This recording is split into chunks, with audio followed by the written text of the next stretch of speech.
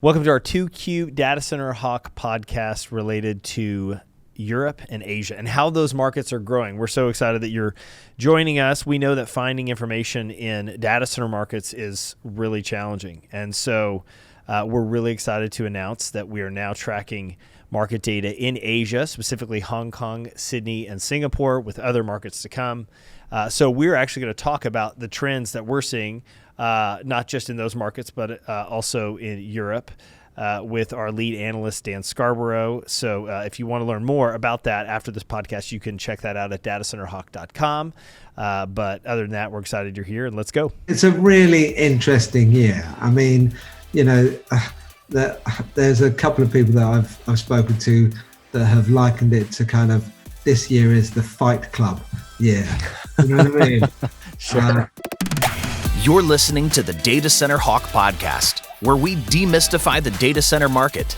Data Center Hawk is your online platform for data and commentary on the data center market. Stay tuned and be sure to join the thousands of others who rely on Data Center Hawk to make decisions in the data center space. I'm David Liggett with Data Center Hawk, and I am very excited today to be joined by Dan Scarborough. Dan is our lead analyst in Europe, also helps with market data in Asia. And so, Dan, thank you so much for jumping in to this discussion. I appreciate it. Yeah, hi, David. Very nice to speak with you always and get your take on the market. You bet. Well, you know, finding information on the data center market, as you know, is tough. And as we think about places like Europe and Asia, getting reliable market data, it's really hard and challenging. So one thing I'm really excited about, which you obviously know because you've been very helpful with, is that we are excited to announce that we're now delivering information in some of the major Asia-Pac markets. That is a part of the world that we are seeing, continued growth on from a data center, both supply and demand side of things. And so it's really fun that, we get to now talk about areas like Hong Kong, Singapore, Sydney, and more to come. So we're going to hit that on this podcast. But what I want to do first, Dan, is we are kind of through the halfway point of 2021. And I think we're all excited that we were able to get through 2020 and make some progress. But I want to hit Europe as we start and talk through how we are seeing changes take place in, the major European markets as well as the secondary markets. It's really a unique environment, in my opinion, and very different than what's happening in the U.S. So maybe if you could share with us a couple of trends that you're seeing, related to some of the major and secondary markets in Europe, we'd appreciate it. Yeah, so it's been a very strong quarter of growth. There's been a number of leases that we've been waiting to happen that have gone through, and I think that's reflected in particular in London. There is a shortage of power in all the key primary markets. There's also a shortage of appropriate land assets. There seems to be a thirst or desire for capacity from not only the hyperscale operators that we've seen are kind of buying and acquiring their own sites, but also established and new entrants in the market that are, taking various different assets through planning and development and trying to get them, to the point where they're ready to offer them to the market. Yep. There's been a few challenges that we're seeing in terms of how the power works in markets like Dublin. So there's been some recent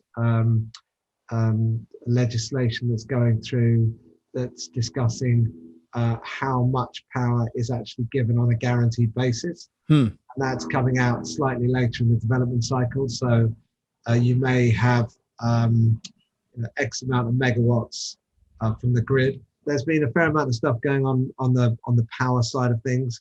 Okay. So in Dublin at the minute, there is some legislation that's been going through to try and limit the impact that data centers have on the grid. So it's not until post-planning where data center operators are aware of exactly how much power they've got guaranteed 100% of the Interesting. time. So Interesting. that's been creating a little bit of uncertainty in the Irish market.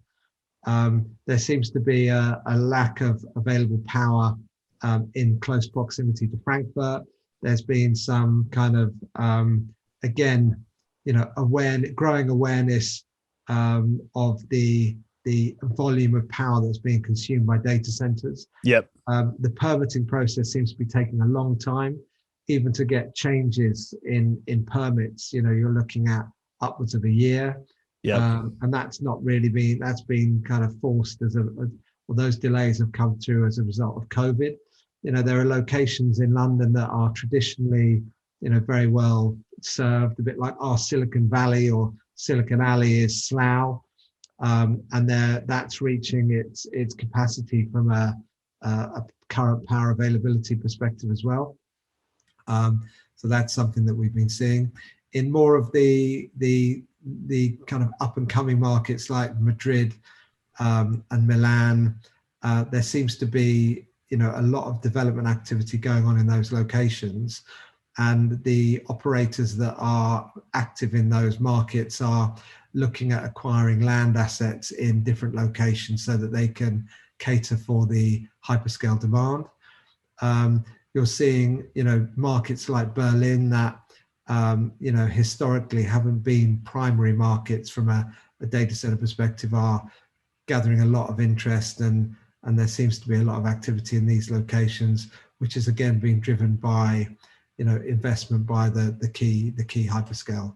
And Dan, on the secondary markets, or those areas that are, have been traditionally smaller, but we're seeing an increase, what do you think is really driving that? I mean, obviously we have these bigger companies that are looking to mature their footprint there, but why do you think that is? I mean, what's really pushing them to do that, and why is the demand so large in those areas? Yeah, I think it's I think there is a timeline that looks at that capacity growth over a period of time. So first of all, there's no way near the same amount of existing capacity as a primary market. Mm-hmm. So any development activity in a tier 2 location, is a lot more visible, and in terms of net increase is a higher amount. There's certainly GDPR related issues. That means that, whereas in a market like North America, you can serve a wider geographical area from an individual location, there's certainly a tendency to be very kind of nationally focused from an availability zone perspective, which I think again is driving the capacity increase. Some of these other markets like Spain and Italy have been a little bit later to the outsourcing and the kind of the move towards the cloud. Mm-hmm. Whereas there's a more mature cloud adoption rate in some of the primary markets. These secondary markets are moving in that direction, so I think that's also been very encouraging.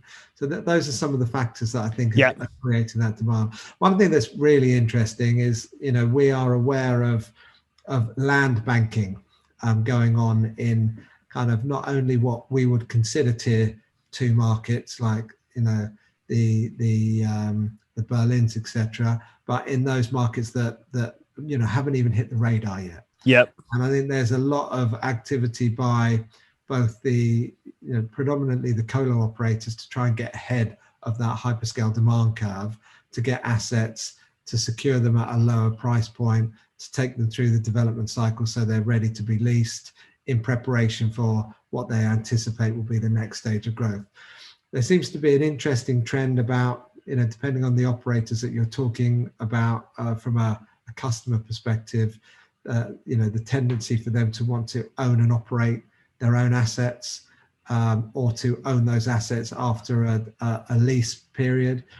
We've definitely seen more kind of just building leases as opposed to fully operated leases with some of the hyperscale customers in Europe.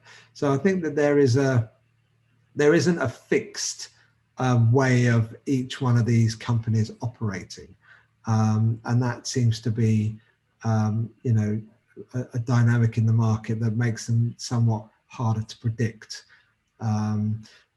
Yeah, and I would say right there, I mean, you've highlighted one of the, I think, main value drivers for the bigger users in the market, which is just that flexibility.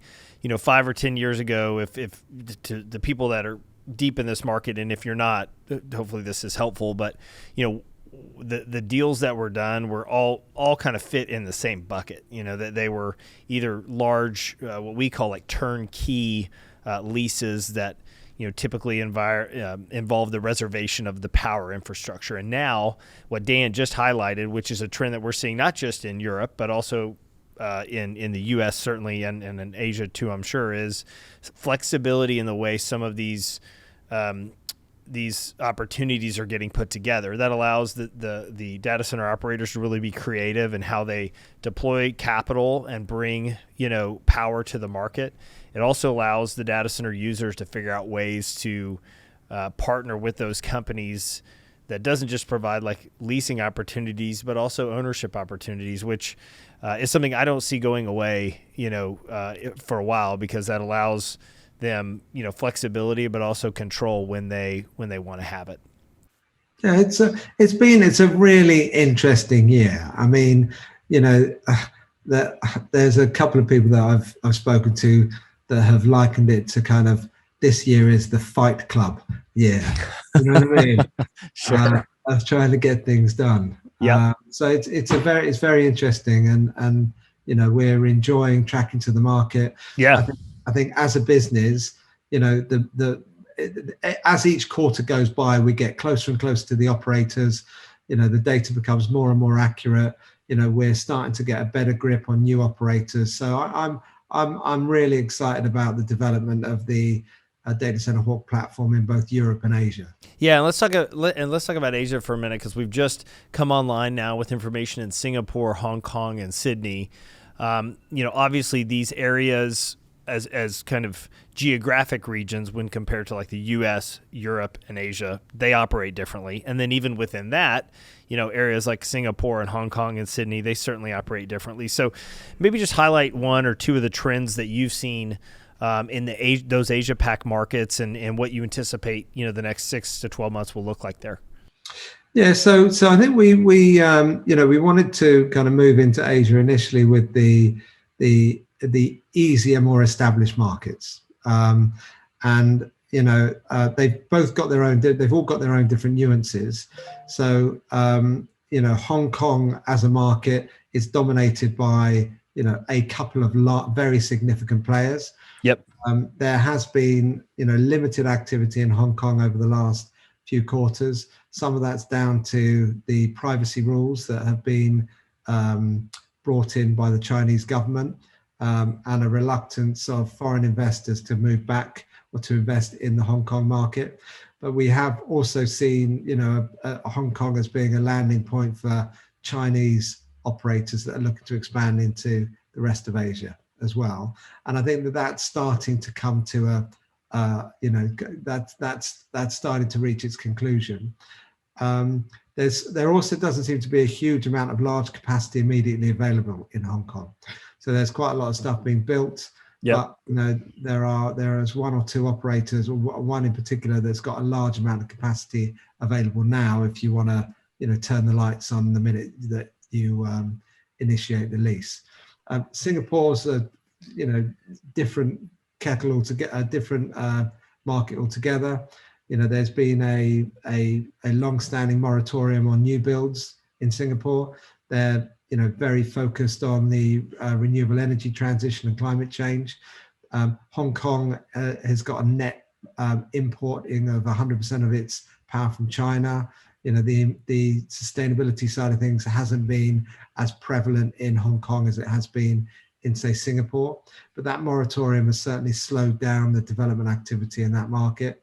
There is not a huge amount of capacity available in Singapore as we're seeing it. And some of the stuff that's being built as well is, if you hadn't pre-booked, a lot of your construction programs, you're facing quite, significantly increased price on the construction and delays as a result of the pandemic and impacts that's had on the supply chain.